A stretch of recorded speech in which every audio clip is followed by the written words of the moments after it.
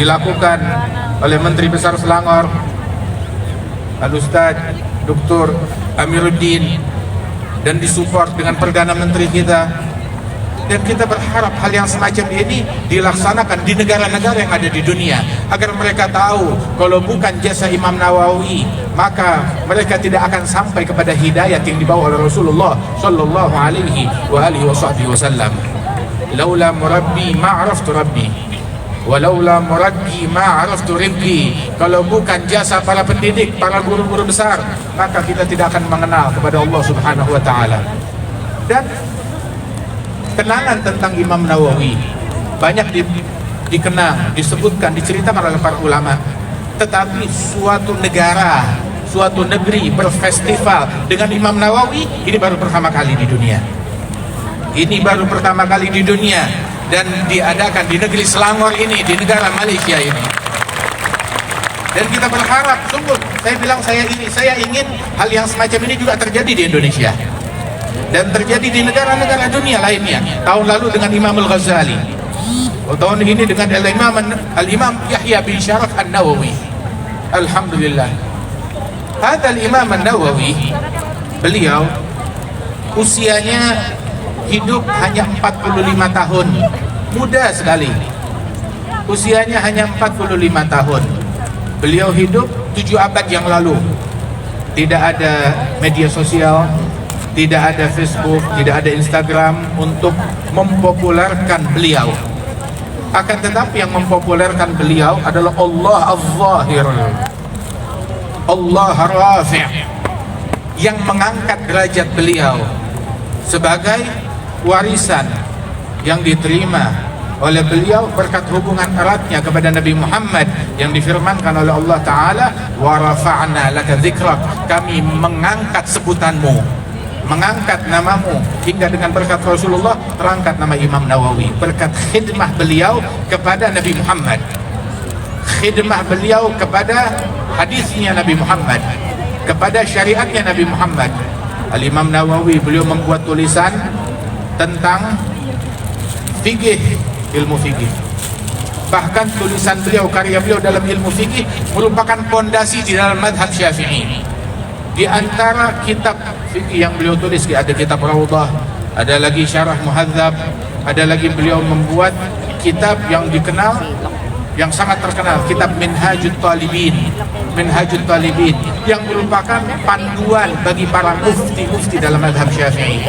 Dan kitab ini disyarahkan lebih dari 1000 syarah, 1000 kitab, 1000 judul kitab dibuat untuk mensyarahkan kitabnya Imam Nawawi. Satu ini kitab saja, kitab Minhaj At-Talibin. Dan barang siapa yang mengkaji kitab tersebut dan telah mencapai, telah menguasai kitab ini, maka dia adalah menjadi seorang mufti dalam mazhab Al-Imam Muhammad bin Idris Syafi'i radhiyallahu anhum wa ardahum ajma'in. Dan beliau Imam Nawawi membuat banyak karya tulis di dalam ahadits Nabi Muhammad sallallahu alaihi wasallam. Beliau mulai dari kitab Arba'in Nawawiyah dan juga kitab Riyadhus Shalihin, yang hampir setiap rumah itu, setiap rumah orang Islam dahulu itu enggak sunyi dari kitab Al-Quran dan kitab Riyadhus Shalihin dan kitab Al-Azkar. Ini dua kitab ini karangannya Imam Nawawi yang mengumpulkan hadisnya Nabi besar Muhammad sallallahu alaihi wasallam.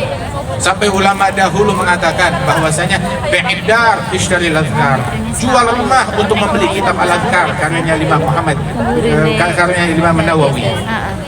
Dan dikatakan oleh ulama terdahulu, man magar al-azkar alaysa bizakar, yang tidak mengkaji, tidak mempelajari, tidak membaca kitab Al-Azkar karangan Imam Nawawi, berarti dia bukan laki-laki betul, bukan laki-laki sejati. Kalau dia laki-laki sejati, maka dia hendaknya mengkaji kitab Al-Azkar hingga dia tahu tugasnya kepada Allah Subhanahu wa taala yang diajarkan oleh Imam Yahya bin Sharaf An-Nawawi di dalam kitab Al-Azkar tersebut. Kitab yang agung, hampir ada di semua rumahnya orang Islam di zaman dahulu, di masa lalu. Insyaallah Allah Subhanahu wa taala dengan berkat festival ini dihidupkan lagi dari kitab-kitabnya Imam Nawawi, dari ilmunya Imam Nawawi, disebarkan di rumah-rumah kaum muslimin di penjuru dunia. Amin ya rabbal alamin. Kemudian juga karya tulis beliau di antaranya adalah selain kitab Riyadhus Shalihin, kitab Al-Adhkar, kemudian At-Tibyan fi Adab Hamalatil Quran. Beliau mensyarahkan kitab Sahih Muslim, mensyarahkan Sunan Abi Dawud. Lebih dari 50 judul kitab dalam beragam bidang yang beliau tulis. Semuanya dalam umur yang pendek, dalam umur yang singkat. Ulama menceritakan, seandainya kitab-kitab tersebut jumlah kertasnya, kalau mau dibagi-bagi sejumlah hari-hari hidupnya Imam Nawawi dari beliau mulai lahir sampai beliau wafat, niscaya setiap hari beliau akan menulis lebih dari 20 lembar. Lebih dari 20 lembar setiap harinya. Itu kalau dia menulis dari mulai lahir sampai wafat. Masya Allah, semangat yang luar biasa. Tetapi beliau lahir nggak langsung nulis kitab. Artinya dalam satu hari berapa ratus lembar yang beliau tulis. Semuanya dalam bentuk khidmat kepada syariatnya Nabi Muhammad SAW. Ketika beliau mengabdikan hidupnya, umurnya untuk Allah, maka walaupun umurnya singkat tapi berkah, beliau wafat tapi kebaikannya tidak wafat. Hari ini beliau dikenang, dan kenangan beliau di negeri ini lebih daripada kenangan beliau di negeri-negeri yang lain, bahkan di negeri beliau sendiri di Suriah sana, di mana beliau dimakamkan. Lebih daripada itu semuanya, radhiyallahu anhu wa ardhah wa hakadha. Nah, karenanya itu sesungguhnya mengenang kaum salihin itu diajarkan oleh Rasulullah Shallallahu Alaihi Wasallam. Nabi Muhammad di masa hidupnya beliau menceritakan tentang seorang soleh, bukan seorang soleh yang hidup di masa sebelum Nabi saja. Nabi bercerita tentang orang soleh di masa sebelumnya, seperti Juraij, salah seorang wali dari kalangan Bani Israel. Apalagi wali dan ulama dari kalangan umatnya Nabi Muhammad Shallallahu Alaihi Wasallam, maka lebih agung lagi di mata Allah dan di mata Rasul Shallallahu Alaihi Wasallam. Beliau pun juga menceritakan seorang wali, seorang soleh yang bernama Uwais Al-Qarni. Uwais Al-Qarni bukan sahabat Rasulullah.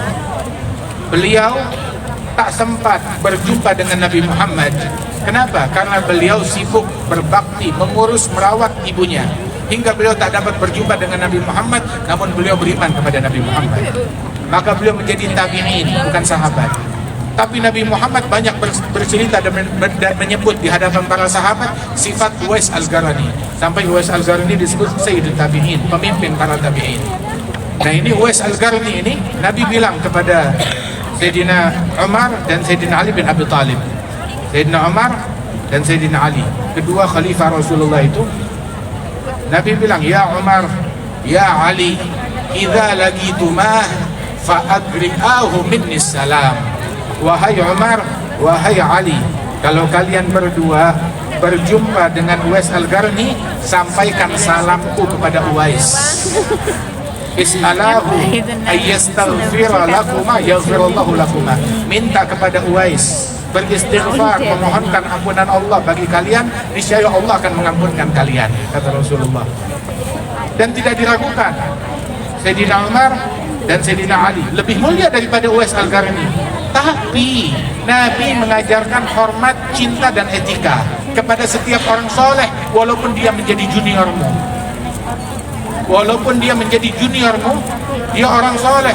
Kita diajarkan untuk hormat kepada setiap orang soleh, kepada orang-orang yang mulia. Orang yang tidak orang yang memuliakan orang yang mulia, berarti orang tersebut adalah mulia. Tetapi orang yang tidak punya hormat kepada orang-orang yang mulia, berarti itu orang tidak memiliki kemuliaan. Orang yang punya kemuliaan, dia akan memuliakan orang yang mulia. Tapi orang yang nggak punya adab, nggak punya tata krama, nggak punya penghormatan, maka memang dia bukan orang mulia, sehingga tidak tahu hal yang semacam itu. Bagi syai' la yu'ti, sesuatu yang orang yang tidak memiliki akan sesuatu, maka dia tidak bisa berbagi sesuatu tersebut. Dia nggak punya penghormatan, bagaimana dia akan hormat kepada orang lain? Waliyadzubillah min dzalik. Islam mengajarkan kita untuk hormat kepada orang-orang soleh, bahkan kepada muslim yang biasa-biasa saja, apalagi muslim yang luar biasa. Sayyidina Umar, Sayyidina Ali lebih mulia dari Uwais Al-Qarni.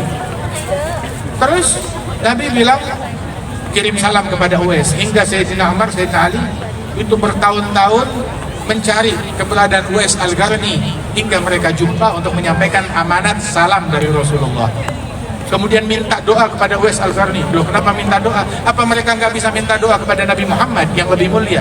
Nabi ada depan mereka. Ya Rasulullah, ngapain jauh-jauh nyari Uwais Al-Qarni yang tak di mana? Kamu aja doakan kami.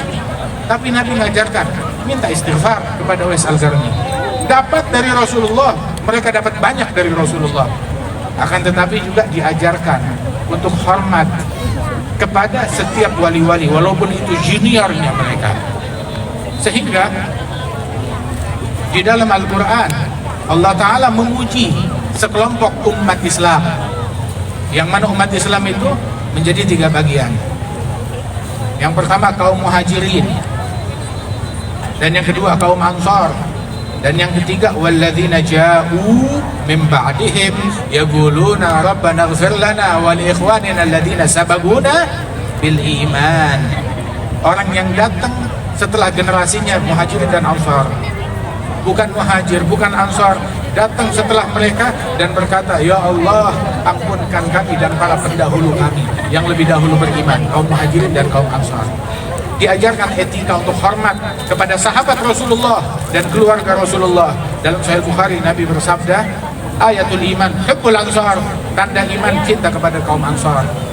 Dan tanda kemunafikan, nggak punya etika dan hormat kepada orang-orang soleh pendahulu umat ini, kaum ansar, sahabat Rasulullah sallallahu alaihi wasallam. Sayyidina Abu Bakar As-Siddiq, orang yang agung, orang yang mulia, beliau sampai berucap, beliau tatkala menjadi khalifah, beliau berucap dengan ucapan beliau mengatakan bahwasanya sungguh la garabatu Rasulillah ahab ilayya an asilahu min garabati. Kerabatnya Rasulullah, keluarga Rasulullah, family Rasulullah lebih aku cintai lebih daripada keluarga aku sendiri, kata Sayyidina Abu Bakar As-Siddiq.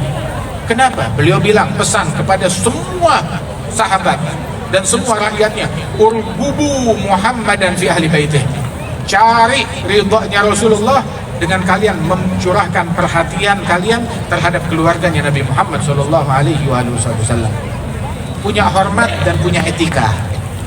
Bahkan kepada para ulama yang Nabi menyebutkan, al-ulama warathatul anbiya. Para ulama mereka pewarisnya Nabi Muhammad, pewaris Nabi Muhammad, pemangku waris Rasulullah sallallahu alaihi wasallam. Warisannya para nabi-nabi bukan emas, bukan perak, tapi ilmu. Dan Rasulullah mengatakan di dalam hadis, ulama ummati ka anbiya Bani Israel. Ulama umatku mereka bagaikan para nabi-nabi dari kalangan Bani Israel. Diajarkan kita hormat kepada muslim yang biasa, apalagi muslim yang luar biasa. Sahabat Rasulullah, keluarga Rasulullah, para pewaris Rasulullah, para a'immah seperti Imam Syafi'i, Al-Imam Malik bin Anas, imam dari Hijrah, Al-Imam Abu Hanifah Nu'man, Al-Imam Ahmad bin Hanbal. Kita diajarkan hormat kepada mereka. Bahkan pun juga Al-Imam Abu Hamid Al-Ghazali, Al-Imam Yahya bin Sharaf An-Nawawi, dan juga Al-Imam Rafi'i. Imam Nawawi, beliau memiliki rasa hormat kepada para pendahulunya. Siapa pendahulunya? Al-Imam Rafi'i. Beliau punya penghormatan terhadap Imam Rafi'i. Padahal antara beliau dengan Imam Rafi'i punya banyak perbedaan pendapat, hidup di masa yang berbeda, tempat yang berbeda, dan punya banyak perbedaan pendapat fikih dari Imam Rafi'i itu berbeda banyak hal dengan pendapatnya Imam Nawawi. Akan tetapi Imam Nawawi, beliau yang berkhidmat kepada kitabnya Imam Rafi'i, ada kitab Muharrar. Dalam kitab Muharrar tersebut yang ringkasan dari mazhab Syafi'i itu diringkas oleh Imam Nawawi. Hingga Muharrar ini termasuk yang mempopulerkan Muharrar adalah Imam Nawawi itu sendiri. Dia menyebutkan dalam Muharrar seperti ini, walaupun qultu, saya punya pendapat yang berbeda, disebutkan oleh Imam An-Nawawi. Subhanallah, perbedaan yang santun, penuh rasa hormat kepada para pendahulunya. Perbedaan tidak jadi masalah, tapi berbeda bukan berarti bermusuhan. Sehingga beliau Al-Imam An-Nawawi punya penghormatan yang besar terhadap Al-Imam Abi Ishaq Asy-Syirazi, hingga beliau pun juga turut berkhidmat kepada kitab-kitabnya Abu Ishaq Asy-Syirazi. turut mensyarahkannya, bahkan beliau hafal daripada Rubu' Tanbih dan Rubu' Muhadzab radhiyallahu anhu warda. Dan beliau pun juga memiliki rasa hormat yang besar terhadap Imam Al-Ghazali. Dan mereka para ulama, kalau kita buka Imam Ghazali di dalam Ihya Ulumuddin beliau, berapa banyak menyebut Syekh Fulan, Imam Fulan, Wali Fulan, sahabat Fulan, tabi'in Fulan, disebut, dipuji dan dinukil ilmu mereka. Kitab Ihya penuh dengan itu semuanya. Al-Imam Abdul Wahhab Sya'rani yang dimakamkan di Mesir pun juga beliau menyebutkan, menukil dari para ulama-ulama, penuh penghormatan kepada mereka, penuh adab kepada mereka orang-orang besar tersebut. Al-Imam Junaid bin Muhammad Al-Baghdadi, Sayyidul Ta'ifah, pemimpin ahli tasawuf di Baghdad dan ulama besar di Baghdad, bahkan beliau pun juga menyebutkan, hikayatus salihin jundun min junudillahil batinah arsalaha ila qulub ibadih. Hikayat kaum salihin, cerita-cerita tentang para wali-wali dan orang-orang saleh adalah bagaikan pasukan tentara batin yang Allah Ta'ala kirim utus ke hati para wali-walinya untuk menyemangati mereka di dalam mengabdi kepada Allah Ta'ala.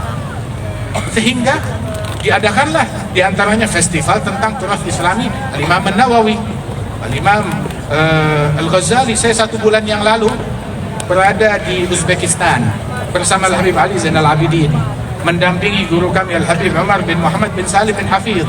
Itu pun juga dalam festival Hauliyat mengenang Al-Imam Al-Bukhari, Abi Abdullah Muhammad bin Ismail bin Ibrahim bin Al-Mughirah bin Badr Jizbah Al-Bukhari Al-Ju'fi, mengenang tentang beliau, imam besar tersebut. Kita berziarah kepada beliau dan membaca beberapa bagian dari kitab Sahih Al-Bukhari di tempat tersebut.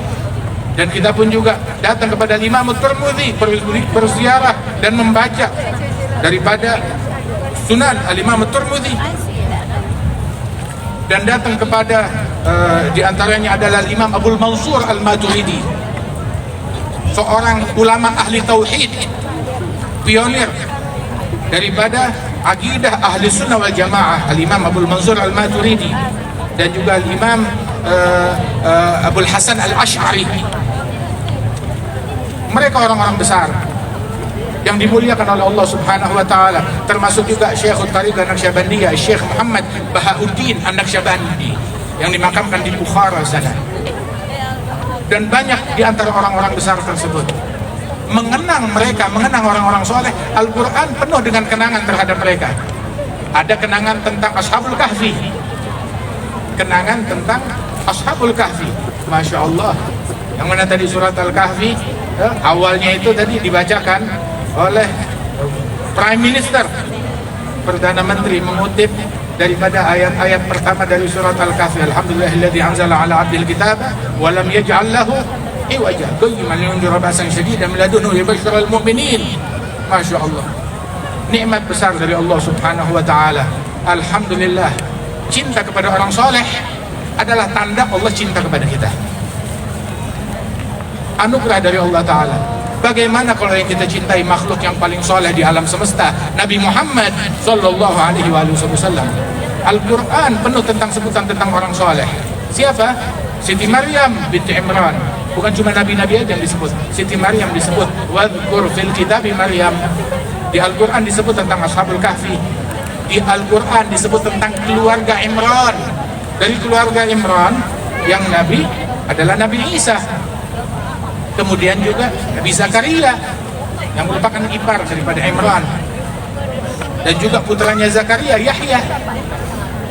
Siti Maryam bukan nabi, Imran bukan nabi, istrinya Imran bukan nabi, tapi Allah namakan Al-Quran ada satu surat namanya surat Al-Imran, surat keluarga Imran. Orang-orang mulia semuanya disebutkan di situ. Di Al-Quran Allah Ta'ala bercerita tentang Sayyidina Khadir. Lihat Nabi Musa, Nabi Rasul, ulul azmi minar rusul, yang mana beliau bilang, idqala Musa li fatahu la abrah hatta ablugha majma'al bahraini au amdiya hububah. Saya tidak mau istirahat, saya mau terus berjalan melakukan pencarian terhadap Khadir hingga saya jumpa kepada beliau, walaupun saya harus menempuh perjalanan berpuluh-puluh tahun, saya tidak mau berhenti sampai jumpa dengan dia. Hingga akhirnya jumpa dengan Sayyidina Khadir. Ketika jumpa dengan Sayyidina Khadir, Nabi Rasul, ulul azmi minar rusul, rusul yang paling elit, ulul azm, Nabi Muhammad, Nabi Ibrahim, Nabi Musa, Nabi Isa, Nabi Nuh. Dia berkata kepada Sayyidina Khadir, apakah Khadir itu seorang nabi? Khilaf antara ulama. Ada ulama yang mengatakan Khadir adalah nabi, dan mayoritas daripada ulama pun juga banyak dari ulama mengatakan Khadir adalah seorang wali. Dikatakan bahwasanya Jibril mentornya para nabi-nabi, Khadir mentornya para wali-wali. Nabi Musa berkata kepada Khadir, hal attabi'uka ala an tu'allimani mimma 'ullimta rusyda, bolehkah aku ikut kepada engkau agar engkau dapat mengajarkan kepadaku sebagian daripada ilmu-ilmumu. Subhanallah, akhlak seorang nabi kepada Sayyidina Khadir, akhlak yang luhur, akhlak yang mulia. Makanya orang yang tidak punya hormat kepada orang mulia, memang dia nggak punya kehormatan. Dan membuktikan negeri ini adalah negeri yang terhormat karena menghormati orang-orang terhormat dari umat Nabi Muhammad sallallahu alaihi wasallam. Dan saya berkata, memanggil kepada pemimpin-pemimpin negara, pemimpin-pemimpin wilayah dan daerah, saya memanggil dan berkata kepada mereka di forum ini, limithli hadza falyamalil amilun. Kalau kalian mau berbuat sesuatu, berbuat hal yang semacam ini, buat macam ini di negeri-negeri kalian, di tempat kalian. Agungkan orang-orang yang agung, orang-orang yang mulia, hingga Allah Ta'ala mengagungkan dan memuliakan kita. Dan kaitannya, memuliakan orang mulia punya pengaruh besar, punya pengaruh yang signifikan di dalam kemenangan dan kejayaan Islam. Kita sekarang, alhamdulillah, Ali tadi cakap kepada kita hadis Nabi Muhammad, idza kunta aminan fi sirbik mu'afan fi jasadik indaka qutu yawmin fa'ala dunya wa ahliha afa. Dalam riwayat fa ka'annama hizalahu dunya bihadafiriha. Kalau kamu badan sehat, di negerimu, di rumahmu kamu tenang, hidup tenang, aman, tidak takut apa-apa, kamu memiliki makan untuk hari ini, kamu punya makan, maka seolah-olah kamu memiliki dunia seisinya. Kita malam hari ini, lepas dari ini kita pulang ke rumah kita. Saudara kita di Gaza mau pulang kemana malam ini? Saudara kita di Palestina, di Rafah, pulang kemana mereka malam ini? Bahkan tempat ditunjuk, sana aman, tenda di sana aman, itu dibakar dan tidak aman. Dan kita diberikan rasa aman oleh Allah Subhanahu wa Ta'ala. Dan keamanan ini kita tidak melupakan saudara-saudari kita kaum muslimin dimanapun mereka berada, terutama yang ada di Palestina, agar Allah Ta'ala mencurahkan keamanannya sebagaimana Allah Ta'ala berikan rasa aman kepada kita, Allah berikan rasa aman kepada mereka. Allah Ta'ala berikan nikmat ketenangan, perlindungan kepada kita, Allah Ta'ala berikan kepada mereka. Amin ya Rabbal Alamin. Ya Rabb, berkat majelis ini dan anugerah dan rahmat yang kau turunkan di majelis ini, curahkan kepada saudara-saudara kami. Izinkan untuk mempercepat pertolonganmu yang terbesar untuk kaum muslimin fil masyariq wal magharib birahmatika ya arhamar rahimin. Nabi Muhammad menyebutkan di dalam hadis dalam Sahih Al-Bukhari, dan ini juga disebutkan, hadis ini diriwayatkan juga oleh Imam Nawawi dalam Riyadhus Shalihin pun juga disebutkan, fil Bukhari disebutkan, Nabi sallallahu alaihi wasallam beliau bersabda, yaghzu fi amun minan nas, sekelompok dari umatku ini mereka melakukan jihad fisabilillah. Dalam jihad, dalam peperangan tersebut, bata'at alaihim nusrah, terlambat kemenangan mereka. Mereka berjuang tapi tak kunjung menang, tidak menang-menang. Lantas pemimpinnya berkata, ini Rasulullah yang bercerita dalam Sahih Bukhari, hal fikum ya ayuhan nas, hal fikum man ra'a Rasulullah, apakah ada di tengah-tengah kalian orang yang pernah jumpa dengan Rasulullah? Masih adakah sahabat Rasulullah yang tersisa di pasukan? Saat itu sahabat sudah banyak yang meninggal, sudah jarang sahabat. Maka ditemukan 1-2 orang yang pernah jumpa dengan Rasulullah, sahabatnya Rasulullah. Maka 2 orang ini dimuliakan, dikedepankan, diminta pendapatnya, dihormati, sehingga pasukan semuanya dapat kemenangan karena hormat mereka kepada sahabat Rasulullah. Lantas Nabi melanjutkan ceritanya. Selesai ini, berlalu lagi tahun-tahun berikutnya, bertahun-tahun kemudian, puluhan tahun kemudian, sekelompok pasukan muslimin berjihad. Begitu juga case-nya sama, tidak menang-menang. Maka pemimpin pasukan dia bertanya, hal fikum man ra'a Rasulullah, apakah ada di antara prajurit dan pasukan orang yang pernah melihat sahabat Rasulullah? Artinya tabi'in sudah banyak yang wafat. Masih di masa itu tabi'in tinggal sedikit. Adakah tabi'in di pasukan? Ditemukan ada 2 orang, 3 orang, dimuliakan, dihormati, diminta pendapatnya, dimohon doanya. Allah Ta'ala tolong umat Islam dan pasukan berkat adab dan hormat mereka dan hubungan batin dan cinta mereka kepada para wali-wali tersebut. Terus Nabi menyebutkan, berlalu lagi tahun-tahun berikutnya, pasukan pun juga berperang, berjihad, tapi tak kunjung menang. Maka pemimpinnya di zaman itu pun bertanya, hal fikum man ra'a Rasulullah, apakah ada di antara pasukan orang yang pernah jumpa melihat para tabi'in?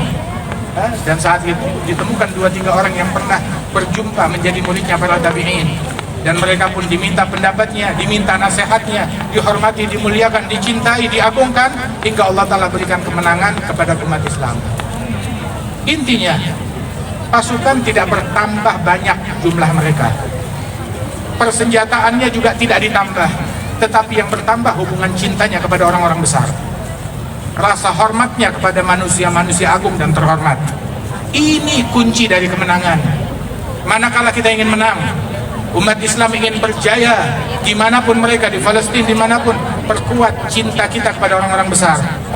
Dan di momen-momen yang semacam ini, saat kita sangat memerlukan kemenangan yang merupakan anugerah dari Allah Subhanahu wa Ta'ala, di situ iblis dan pasukannya, mereka berusaha menyingkirkan rasa hormat umat ini kepada orang-orang besarnya. Dibuat kita untuk kurang suka, baik itu dengan sahabat Nabi, atau keluarga Nabi, atau para wali-wali, atau para orang-orang besar. Bahkan waliyadzubillah, sebagian orang sampai menisbatkan, oh kalau kamu terlalu kepada mereka itu bisa syirik, itu bisa bid'ah dan lain sebagainya. Nabi Muhammad yang mengajarkan kita tauhid, Nabi Muhammad yang mengajarkan kita hormat kepada orang-orang besar tersebut. Lihat di Riyadhus Shalihin, Rasulullah banyak menyebut tentang orang-orang soleh dari Bani Israel. Subhanallah, banyak menyebut tentang wali-wali wassalihin. Itu yang diajarkan oleh Nabi Muhammad Sallallahu Alaihi Wasallam. Dan kita adalah para kaum umat ini yang menjadi kuat karena kita berjalan di jalan para pendahulu kita, orang-orang ahli istiqamah. Allah Ta'ala berfirman, wattabi' sabila man anaba ilai, ikut jalan orang-orang para wali-wali yang kembali kepada Allah, ikut jalan mereka. Kenapa nggak dibilang ikut jalannya Allah langsung saja? Tapi Allah Ta'ala bilang ikut jalannya para munibin, ahli inabah. Dalam ayat yang lain Allah Subhanahu wa Ta'ala berfirman, ya ayyuhalladzina amanu taqullah wa kunu ma'as-shadiqin. Wahai orang yang beriman, takwalah kepada Allah dan jadilah kalian berpihak kepada para wali-wali, kaum siddiqin, kaum shadiqin. Kita diperintahkan bertakwa kepada Allah dan diperintahkan bersama berpihak kepada para wali-wali, kaum shadiqin. Kenapa nggak dibilang kunu ma'allah, ittaqullah wa kunu ma'allah? Tapi tidak, ittaqullah kunu ma'as-shadiqin. Sebab dengan kalian bersama mereka, kalian bersama Allah. Sebab Allah bersama mereka. Diajarkan demikian. Urutannya sedemikian rupa. Mudah-mudahan perkumpulan kita ini menjadi penyebab datangnya rahmat dari Allah Ta'ala, datangnya cinta dari Allah, datangnya pertolongan dari Allah Ta'ala kepada umat Islam fil masyariq wal magharib. Amin birahmatika ya arhamar rahimin. Dan majlis yang semacam ini insyaallah dapat terlaksana terus menerus. Dan juga kedatangan Syekh Ali Jum'ah, dan tahun yang lalu pun juga guru kami Al-Habib Umar hadir tempat ini. Masya Allah, mudah-mudahan Allah Subhanahu wa Ta'ala memanjangkan umur mereka, dan Allah Subhanahu wa Ta'ala menjaga para ulama-ulama kita di kalangan umat ini yang hidup di masa sekarang ini, para aulia, para salihin, dan kita dapat menempuh jalan mereka dan meneladani jalannya Imam Nawawi, jalannya Imam Ghazali, jalannya Imam Syafi'i, jalannya para a'immah, para aulia was salihin. Birahmatika ya arhamar rahimin. اللهم اجعل جمعنا هذا جمعا مرحوما تفرقنا من بعده تفرقا معصوما ولا تجعل فينا ولا منا ولا معنا شقيا ولا محروما اهدنا بهداك اجعلنا ممن يسارع في رضاك لا تولنا وليا سواك ولا تجعلنا ممن خالف أمرك وعصاك حسبنا الله نعم الوكيل ولا حول ولا قوة إلا بالله العلي العظيم صلى الله على سيدنا محمد النبي الأمي وعلى آله وصحبه وسلم وآخر دعوانا أن الحمد لله رب العالمين بسر الفاتحة.